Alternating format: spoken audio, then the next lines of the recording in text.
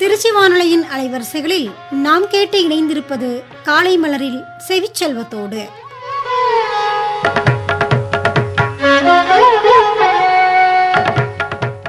மடு, மடை இவ்விரண்டு சொற்களையும் தன் கைகளில் பிடித்துக்கொண்டு ஊர் சொற்கள் பகுதியில் நுழைகிறார் எழுத்தாளர் அண்டனூர் சூரா அவர்கள்.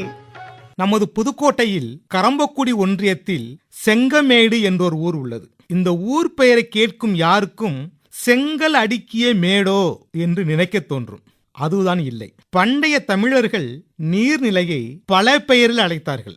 அகழி, அருவி, ஆழிக்கிணறு, ஆறு, இளஞ்சி, உரைக்கிணறு, ஊருணி, ஊற்று, ஏரி, ஓடை, கடல், கம்மாய், கால், குட்டம், குடை, குண்டம், குண்டு, குமிழி, வாரி, கேணி, சிறை, தடம், தளி, தாங்கல், நீராவி, பிள்ளைக்கிணறு, பொய்கை, மடு, மடை, மதகு இப்படியாக. இவற்றில் சேங்கை என்பது ஒரு வகை நீர்நிலை. சேங்கை என்பதற்கு பாசி மண்டிய ஆபத்தான குளம் என்று பொருள். இவ்வூர் பெயரில் இருக்கும் மேடு என்பது மேடு அல்ல, மடு.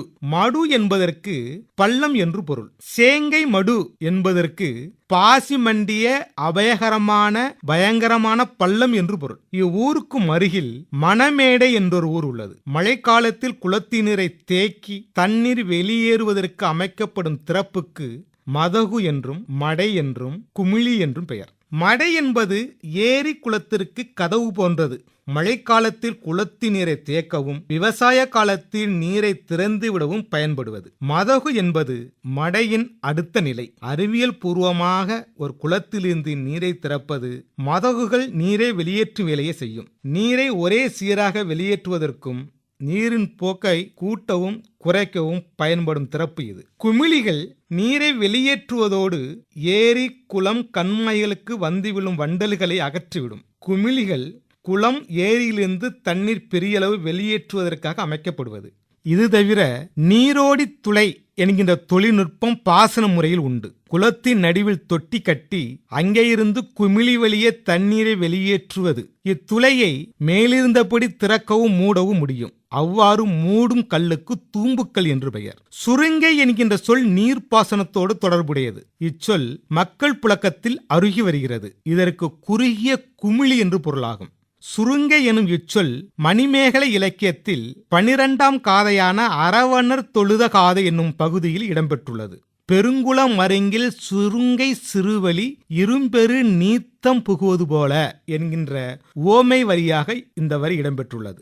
சுருங்கை என்பது பூமிக்கும் அடியில் செல்லும் சிறு குழாய் என்று பொருள். குமிழி தூம்பை பராமரிப்பவரின் பாதம் மலரை நான் என் தலைமேல் கொள்வேன் என்று புதுக்கோட்டை ஆரியூர் ராஜராசன் கல்வெட்டு குறிப்பிடுகிறது.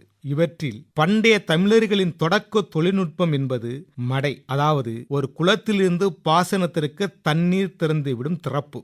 நாம் மணமேடை என்னும் ஊருக்கு வருவோம். ஏரி குளங்களின் குறுக்கே பனை, மூங்கில் மரங்களை வெட்டி கரையோடு சாத்தி அதனை மணல் கொண்டு சாத்தி அடைத்து நீரை தேக்கியதால் இது மணல் மடை என்றானது. இப்பெயர் மெல்ல திரிந்து மணமடை என்றாகி பிறகு மணமேடை என்றாகிவிட்டது. இதே ஒன்றியத்தில் கல்லுமடை என்றொரு ஊர் இருக்கிறது. மணல் கொண்டு குளத்தின் நீரை தேக்குவதற்கு பதிலாக கற்களை கொண்டு நீர்க்கண்ணை அடைத்ததால் அது கல்லுமடை என்றானது. கல்மடை காலப்போக்கில் கல்லுமடை என்பதாக தெரிந்துவிட்டது. சேங்கைமடு என்கின்ற ஊருதான் செங்கமேடு என்றாயிருக்கிறது. மணல் மடை என்பதுதான் மணமேடை என்றாயிருக்கிறது.